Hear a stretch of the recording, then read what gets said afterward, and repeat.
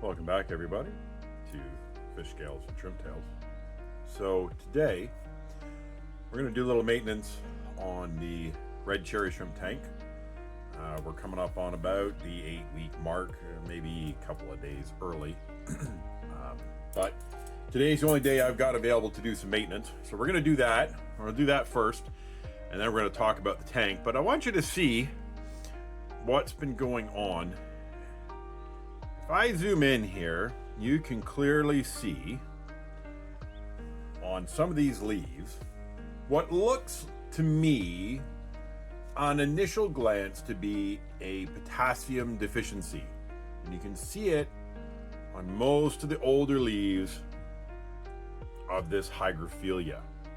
Now, here's the thing of this. This tank is a dirted tank. It's not that old, a couple of months, like I said, maybe getting close to 8 weeks. So I don't really think this is a potassium deficiency. And a lot of you know, I don't really fertilize my tanks. What I think happened was a mistake when I built this tank. I'm gonna get in here and I'm gonna start cutting. What I think happened when I started this tank, because these have such a, like a woody stem, it's a very firm stem. I think when I planted these, I put them in too deep. And I think what's happened is when I put them in, I pushed them down beyond the lava rock and into the actual soil layer. And what that's done is it's burned the roots off of them. And in burning the roots off of them, of course, they become nutrient deficient because they can't get all the nutrients out of the water. But all the new growth, like you see on this one here, is like bright, beautiful green. I don't see the holes in the leaves. So I think what's happened is when I put them in the sand, I pushed them beyond the lava rock layer that I put into the soil, and I caused the roots to burn, which then caused a deficiency, especially in potassium. And that's what's caused these leaves to get these pinholes. So what I'm going to do today, we're in need of a trim. I'm going to cut these down, and I'm going to turn each stem into at least 2 plants. I'm going to take the tops off and put them back into the ground in here to bulk up the planting in here. And then the bottoms with kind of the ruined leaves, I'm going to put them in another aquarium I have going that could use some more plants. So that's what we're going to do today. So I'm going to just come in here and I'm going to start clipping. Now some of these have grown, you can see this one's growing like, or already started to grow another stalk off of it. So I don't want to get too brutal about these, but we are going to do a lot of cutting. So there we go with that one. Now where is this stalk coming off of over here? So we're going to come in here. Oh, sorry about that. And clip that one. There we go. We'll leave all the newer growth sort of behind there. Wow, actually, that one lifted out of the ground. I didn't notice that until just now. All right, well, that can stay. That's fine. We'll just leave it alone. I mean, it's already growing in there. So we're just going to leave it be. It's already got roots developed. No need to pull everything apart. There we go there. There, we're going to cut this one back right to about here. So what I'm doing, I'm just cutting above the leaf nodes, and I'm leaving any new growth that started attached, but they all definitely need a little trim today. So what I'm going to do, now that I've clipped a couple of those, I'm going to take just the top.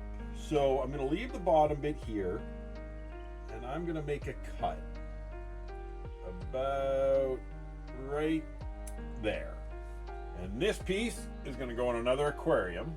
And then what I'll do, this one here, Hopefully I'm not in the way of the camera lens too much, guys. Sorry. There go the scissors. But what I'm going to do there, I'm going to take this little piece, the stalk that's left on it, and these grow really well. Like, they reroot pretty fast. So I got some here, I got some here, and some over there. So we're going to put this guy right about there. Not too deep. I'll get some roots on them, and there we go. That one there, and we're going to do the same with all of these. So we're going to come along here, and I'm going to cut this one, probably about there. This will get set aside for another tank.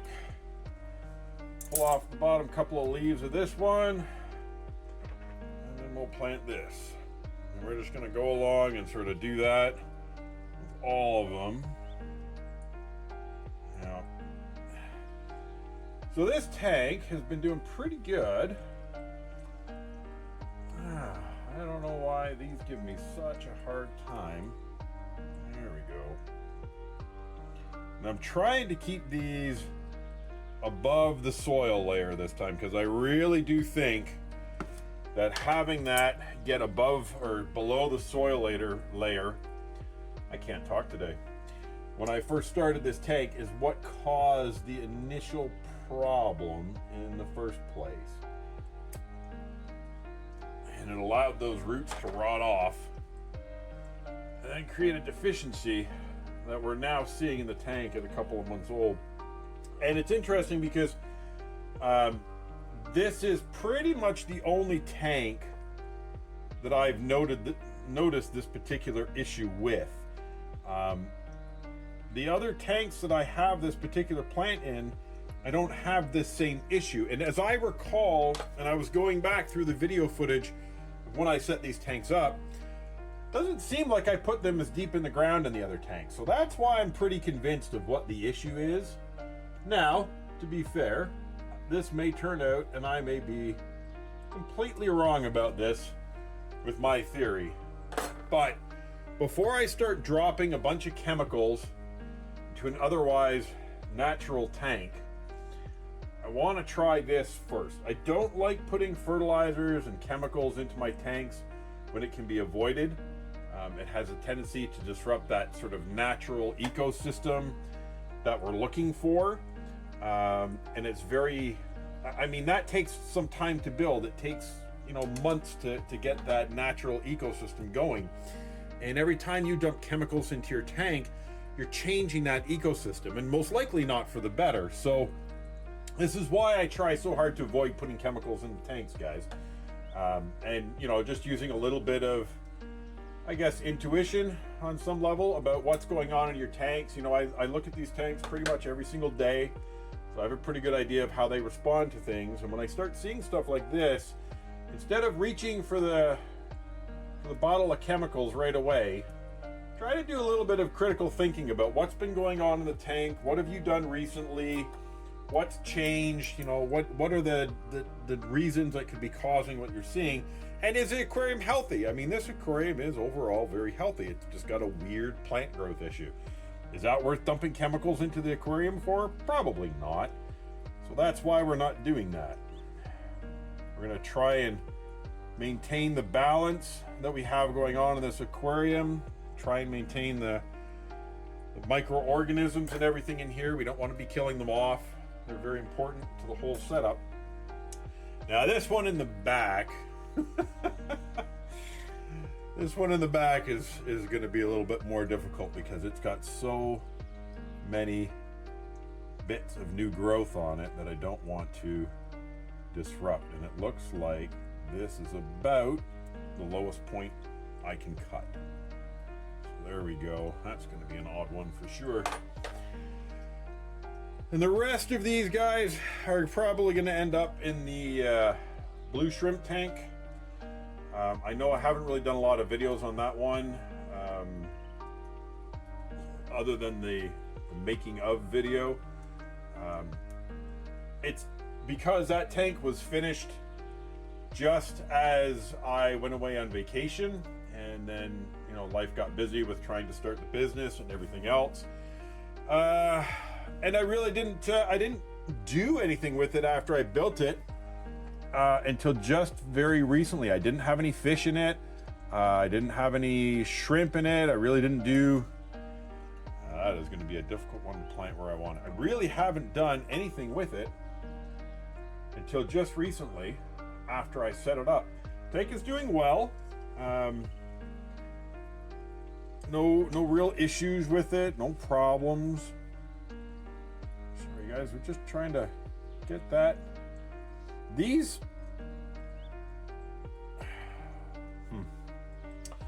particular plants really don't have to be in the ground very deep to develop those roots. As long as you can get them to stay in the sand, they will get roots on them pretty quick after. Sometimes, because they have that really thick woody stem, they can be a little difficult to get to stay in there. So, oh yeah, and then this guy here, I've just been leaving him float around on the top. He's gonna go in the Sunkist tank. I've got an update video coming up for that shortly, or I've already put it out at this point. I'm not sure which it'll be. The red plants are just not taking over that aquarium fast enough, and I think we're just gonna have to start slowly changing the type of plants we have going on in there. So that's pretty much our maintenance session done. I'm gonna stop the video here and clean up a little bit, and I'll refocus, and then we'll come back and we'll talk about the progression of the tank. Okay, so we're back again. I just spent the last 20 minutes thinking I was recording, and I wasn't. So we're gonna try this again. Oh man. So tank's a little cloudy, guys. Well, not cloudy, but there's a lot of particulate in here just for me having ripped everything up and replanting and just shifting the things around here for the tank maintenance. So we're a little bit cloudy, but that's okay. Guys, I just want to point something out really quick while it's on the top of my mind before I forget about it. This simple little maintenance session, first of all, this is really the first maintenance I've done on this tank since I put it in. And I mean that sincerely. I haven't even cleaned the glass, guys. I haven't scraped the glass. I haven't done any of that. I don't put fertilizers in here. I try very much to stay away from that. That's why I'm going through this whole procedure with replanting the tops, to make sure that I'm correct, and it was my mistake why we had this deficiency in these leaves by planting them too deep and burning the roots. I did replant that one in the back ever so slightly. It was quite fully out of the ground. But guys, just something to keep in mind. I cut 5 plants down. I planted the tops of those 5 plants in here. So I've doubled the plants in here. And I've also taken the bottom half of those plants and put them in the blue dream or blue sapphire or blue mess. We'll get to that one day. I did not get what I ordered. It's going to take me a while to get a good quality. Anyways, so I've effectively put 5 more plants in here than I had before, because those stalks, guys, these little stalks that I left behind, some of you might be wondering, like, what are you doing? You're well, okay, that stalk is what these plants were when I put them in here. If you remember, they had just started. These came, if you look, if you can see that in the middle, I don't know. That was one tall plant, and I cut it and it grew 2 new shoots. So I've doubled already the number of plants that are in here, and in a couple of weeks, you're gonna see all those new leaves coming out. And this will grow up even denser and thicker than it was before. So let's get to the update part. First thing I want to talk about, we're going to come back to this rock pile. And I probably should put this on a tripod, guys, but I took it off to mess with it when I realized I wasn't recording, and here we are.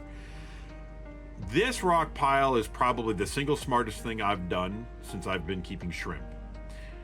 I know I saw it in somebody else's video. I'll be doggone if I can remember who it was, but super good advice.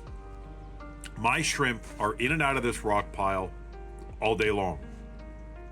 They hatch their babies in here, And because of the way I have it set up, the rock pile is over here, the filter's over here, and if you look at the flow, if you can see that flow, I have it directed right at the rock pile.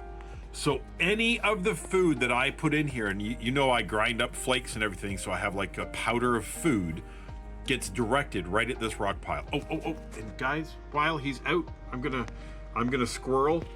Here is one of our baby albinos. He's not usually at the front like this, guys, and he's gonna go hide.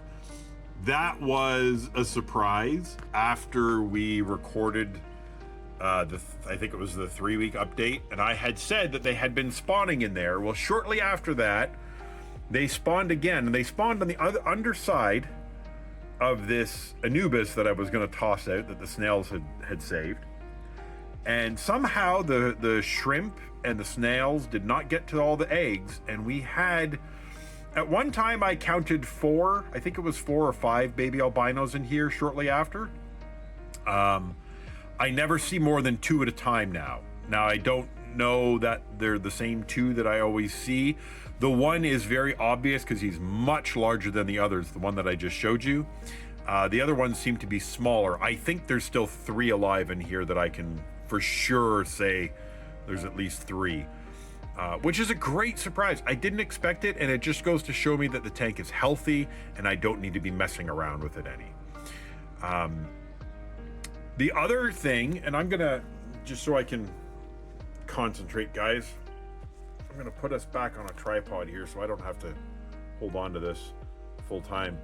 The other thing that happened beyond the albinos having a successful spawn, or at least a semi-successful spawn, I realize I lay dozens, if not, 60 or 70 eggs at a time, and I have 3 or 4. To me, that's successful because I wasn't trying to breed them. The other thing that happened is shortly after that video, I saw several molts in the tank, and that was followed by several shrimp being buried. Now, they should all be about ready to or already have kicked their eggs off because it's been right around that magic month mark, give or take. Now, sometimes my tanks are a little colder than others, so it takes them a little bit longer. I know there's still a couple in here that are buried.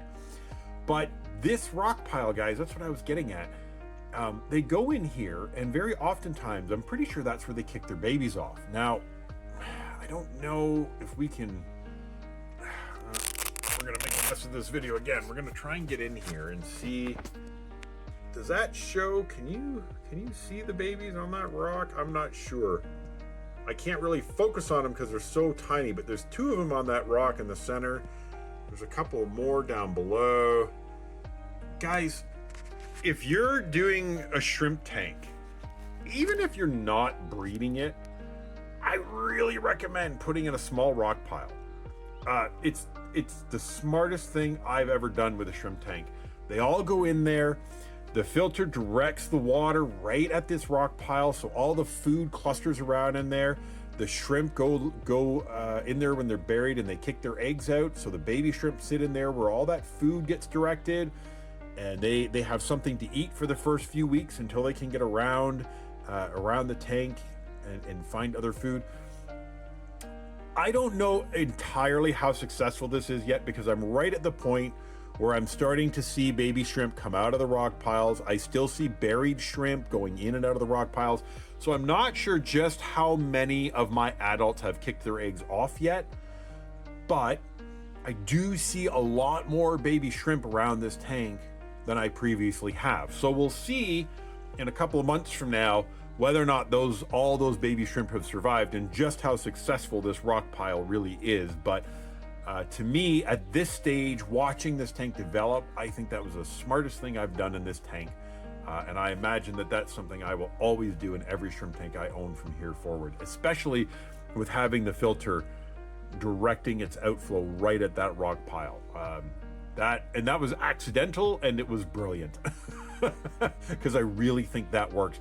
And I've kind of started to direct the flow in my other tanks of the outlet filter at a rock pile or a clump of Java moss or something to that effect if it's in the tank for me to do so. I haven't really done, outside of the maintenance you just watched me do, guys, with trimming the plants down and everything. I really haven't done anything to this tank. I haven't done water changes. You guys know I'm not a big fan. I do them when they're necessary, but other than that, I don't have a regular schedule. I watch the water, I watch the fish and the shrimp, and I see how they're reacting, and if something needs to be done, I take care of it. But I haven't had to do water changes. I haven't even scraped the glass, guys.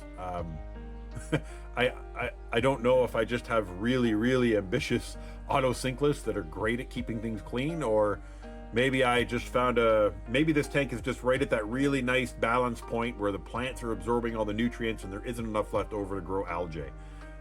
Either way, guys, it wasn't planned that way. I got very lucky, and I'm glad it's working that way. I don't scrape hardly any of my aquariums. I have one right now, the blue tank, which by this point I should have released the video for. It's kind of my scrap tank. I've taken all the scraps and leftovers and bits and pieces I had and tossed it in there to make an aquarium of it. So it's not pretty, but it's working itself out. But there is a good bit of biofilm on the front of the glass that the auto sinkless haven't taken care of, that I will have to scrape down at a later date. One thing that's really excited me about this tank is this Liliopsis Brasilica, something or other. The grass, or we'll zoom in there just for a second. So, a couple things I've noted about this. It spreads like okay, I'm gonna say it spreads like crazy. It's been 2 months and it's just in this corner, but this is pretty good. I mean, for a carpeting plant in 8 weeks, and we've got like dozens and dozens of new shoots growing in and out of the rocks, and they're all the way down towards the Anubis in the back there. This is really great, guys. I mean, I don't fertilize this tank, so we're doing good. The one thing I've noticed about this stuff, this is kind of my new favorite carpet plant, but the one thing I've noticed, the tall bits that I planted that came in the that came in the pots, after a little while it goes yellow like this, and then the shoot just drops off and floats up to the top, and it's food for the snails. I think what's going on, because initially I was worried that it was melting back and dying, and then I saw all these new shoots come out. I think what's happening is that growth was, maybe it was immersed growth, or it was under a lower light, so it grew these taller, broader, grassy looking stems, whereas all the new stuff in any aquarium I have it's all this short, thin growth. Now granted, it's not very old and it might get taller and wider, but it's all growing like the short, thin growth, which is great. I hope that's how it grows across the whole aquarium. Other than that, not a lot to report on the aquarium itself. It's been very healthy. I haven't had any real issues with it. I did lose my mystery snail just a couple days ago. Not sure what the deal was. I'd been watching him for a couple of weeks because I noticed he was a lot more lethargic. What really did it for me is the fact that he wasn't coming out at feeding time. I don't see my mystery snails in most of my tanks very often, but I do expect to see them either during or just after having fed the tank. Is typically when I'll see them come out and start scrounging around for that leftover fish food. This guy in this tank did not come out for several days in a row after feeding, and I noticed he spent most of his time curled up in his shell, floating around the top. A couple days ago, I noticed him sitting in the bottom of the tank, and he didn't move around. I pulled him out, did the sniff test, put him back. He was okay. A couple days later, I noticed he was still in his shell, and there were a bunch of snails kind of clustered around him. Pulled him out, and he was kind of hanging out of his shell. He still didn't smell bad, but he was absolutely dead. Not sure what did it. Guys, if things in your aquarium die unexpectedly, before you immediately resort to throwing chemicals in your tank, before you... Oh, he's out again.